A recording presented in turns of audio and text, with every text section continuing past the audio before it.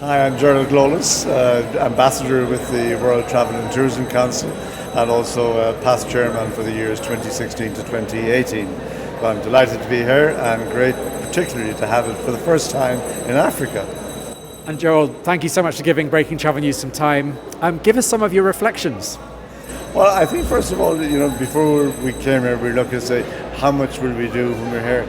It's coming to Africa and especially to Rwanda gives a totally different opportunity. And Nasa, my wife, is with me and my wife, and we decided we'd go first to the volcanoes to see the gorillas. And what an experience!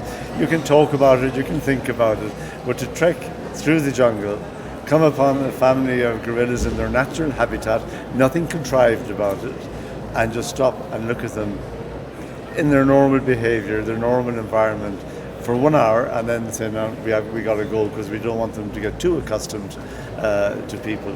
And I think how Rwanda has done it, how it's controlled it for the benefit of the species, because of course the species has quadrupled in numbers over the years.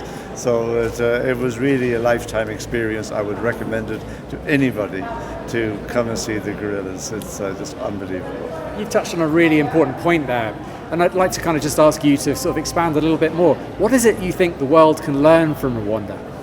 Well, we also went to see the genocide memorial, and I found it quite sad.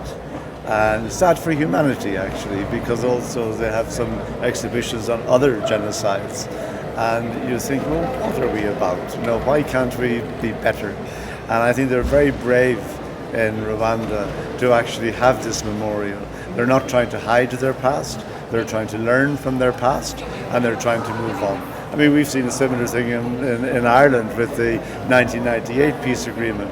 Just because we're against each other doesn't mean that we can't come together, and we should.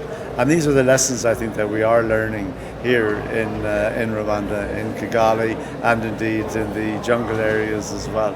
It really is something for humanity to think about and really learn from history, because it looks like we can never do so, but we got to keep trying. And how important is Africa to the global tourism economy now? I think it is so important, and the future of it is so important. I love to hear the President Paul Kagame this morning talking about tourism to Africa. It's not just about people from other continents coming here, it's also tourism for Africa, for Africans.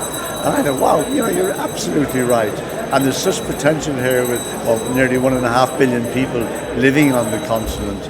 And as prosperity improves, and a lot of that prosperity is actually driven by the benefits of tourism, which we must continue to emphasize. But we do see very much that Africa is the place to be. You've got to come here. I mean, you walk around Kigali city, it's so lovely, it's so clean, it feels so safe, and it is safe. And I would recommend, I've been in and out of Africa over the years, and I always feel it's an experience when you come here. It's an experience of a lifetime, but you must repeat it. Here we are on day one. What are you hoping kind of to take away at the end of the summit? Well, I'm hoping to take away, as always, that first of all, we're getting the message across that travel and tourism is a force for good. It is about sustainability, and it can do an awful lot of good for the future of the planet. But we've got to be responsible in our approach. And I believe as well that we've got to be brave enough to talk to those who actually don't agree with what I have just said, and let's try to convince them by showing examples of what we have, of the good things about tourism, but also let's listen to them and let's see what are other things we can do. Where can we improve in relation to sustainability?